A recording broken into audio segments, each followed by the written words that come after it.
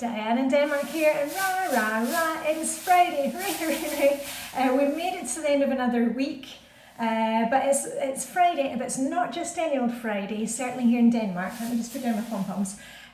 Friday today in Denmark is Caramel Day. Now, if you don't know what that is, I like to call it Flying Toffee Day. It's the last day of school for the 9th and 10th graders. And also for my own kids, they are now on exam leave. They'll have exams in June, but it's the end of official school term.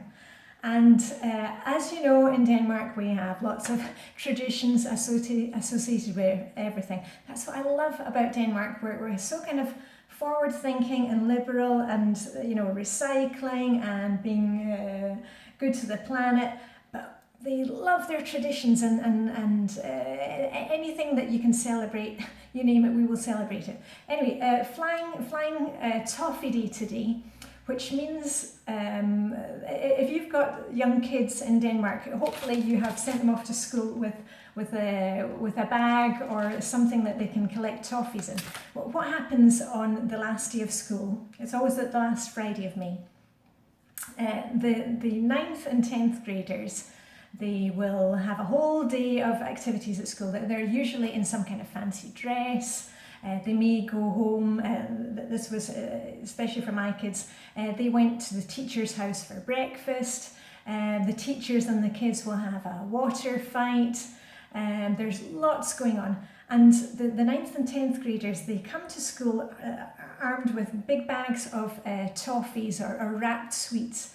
And they go around the younger classes and they open the door and they throw in the toffees, or sometimes they do it out in the playground and they're up on the fire escape and throwing the toffees down to the kids. So it's a fun day, and I just love this type of year. I love Mondays, I love Fridays, but I love this time of year. There's always some kind of celebration going on. Anyway, Caramel Day, I've got 3 things to check in with you today. Friday in Flylady Land, you can go and check out my videos about the daily focus, but you've seen it and heard it all before. Friday is clean out your purse, clean out your swimming bag, clean out the kids' school bags.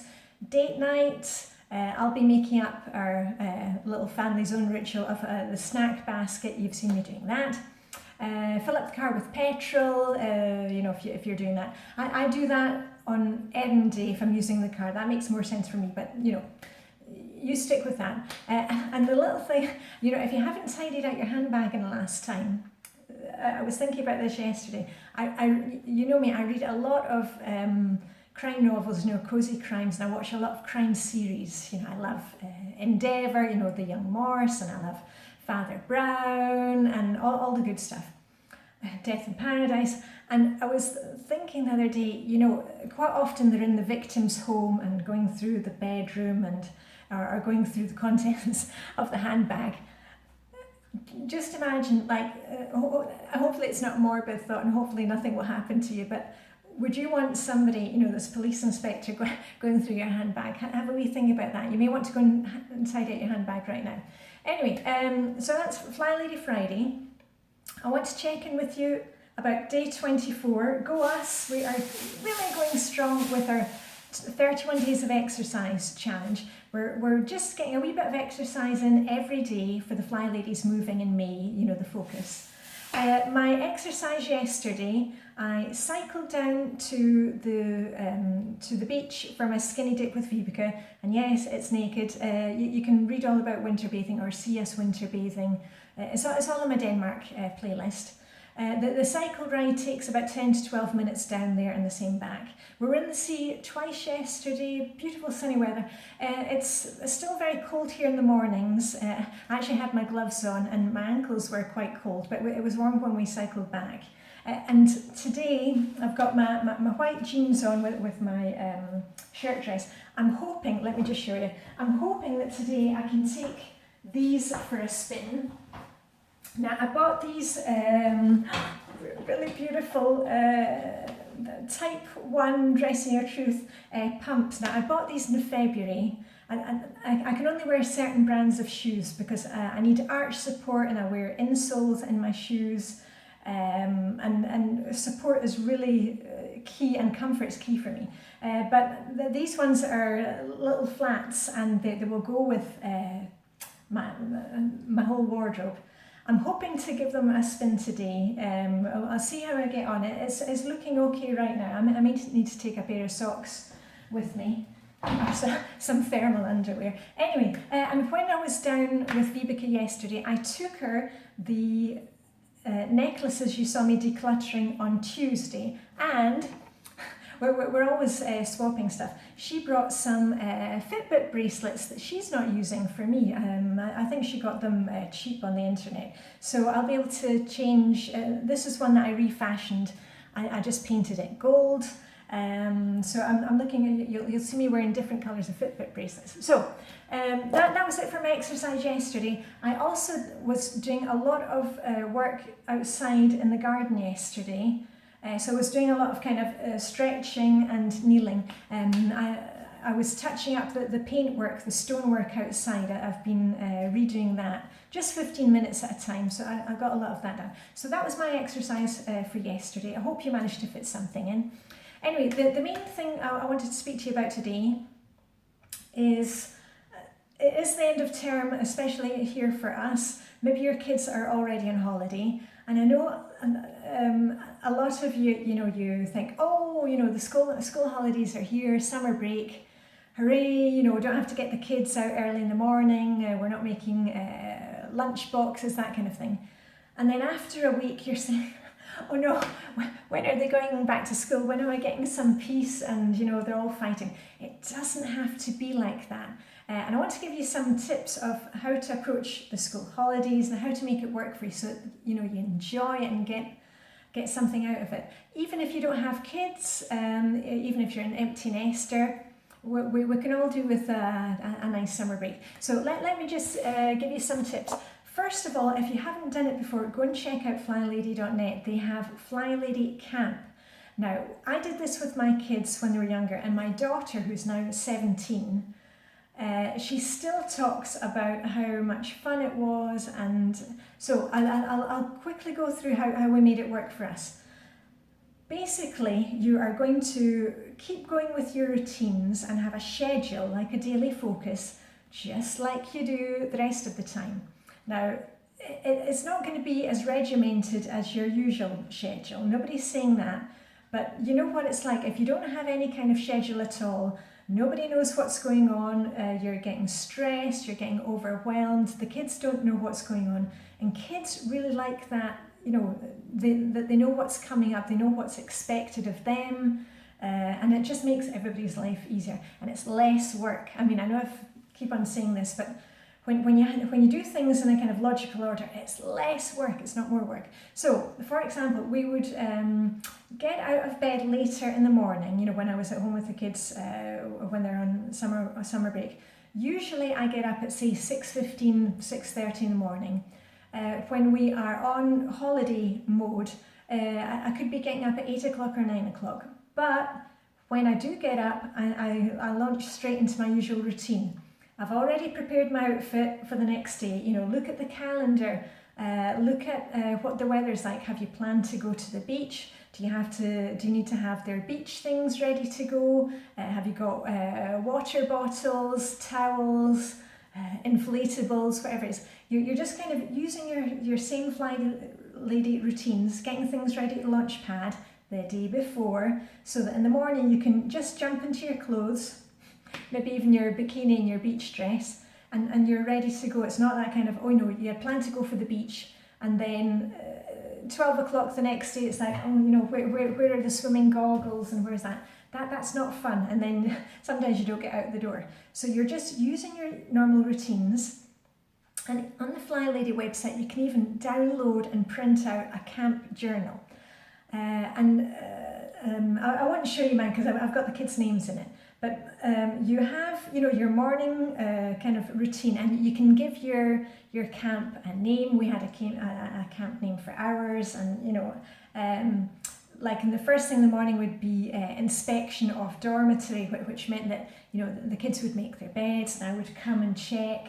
and make sure they dressed shoes, brush their teeth, and then we would always plan something like a treasure hunt. Now, treasure hunt was just me getting them to declutter. And we say, okay, we've got 15 minutes. I would set the timer and say, okay, we've got 15 minutes. And I'd give them a list of what I wanted them to find for the treasure hunt. And it was always things like, 10 drawings that they didn't want to keep that could go into the recycling bin. Find 5 felt tip pens that don't work anymore, so we could put those into the plastic recycling. So, it sounds fun for them, and they would like, oh, right, okay, or, find socks that don't have a partner. And so it was fun for them, but we were actually doing a little declutter, or, let's do a 5-minute tidy up and put all the books on the shelf, or put all the teddies together. And so you can actually get a wee spot of decluttering and cleaning done just by putting in there as a little camp chore. You can also, on the camp journal thing, you can plan out your activities. Don't go overboard with those things. We found that certainly for me and my kids, 2 to 3 activities a week is enough. Planning maybe to go to the library on a rainy afternoon, or go to the beach and have a picnic lunch, go to the museum. For us, having to go out every single day was actually quite stressful. Your activities can also be at home and say, okay, we're going to have a movie afternoon and make the living room into a cinema. Gosh, I used to love doing that. And look at this. This is my kitchen drawer. These are tickets that my daughter had when she was young. And I've held on to them so I can kind of say, oh, tonight we're having a movie night and everybody's got to get a ticket, and then, set up the chairs. I used to love doing that when I was a kid. So, you don't have to be making the activity. It doesn't need to be, driving out to Disneyland and spending a ton of money. Just, be creative. And there are tons of ideas on the Flylady website if you can't think of your own. But I'll probably check in with you over the summer holidays and give you some more. What was I going to say? Just hold on. Oh yeah, another fun thing to do is put up, a tent in the back garden, do an overnight there. You can even put up a tent in the living room. I mean, let's go with the flow. The main thing though is that you kind of stick to your regular routines, so that at dinner time, the kids are hopefully helping to prep dinner, especially if they're at home on summer break. Make sure that you set your timer and say, okay, before we prep dinner, we're going to have a 5-minute treasure hunt and find any items that are in the wrong rooms, like if they're toys in the living room, and let's put them away. So we're just kind of keeping up with keeping the place tidy, doing your regular pupa. Did you know that pupa in Polish means your bahuki? Anyway, P-U-P-A means pick up and put away. That we're just kind of keeping things balanced so that, we can have fun, play with the tent, but at the end of the day, things get packed away and that everybody helps. Everybody is helping, just for 5 minutes, 10 minutes, and make it fun. Don't say, oh, who's left this lying around? Just say, oh, okay, random camp chore, 5 minutes, everybody, take a washing basket or whatever you have and go and find stuff and put it away. Make it fun.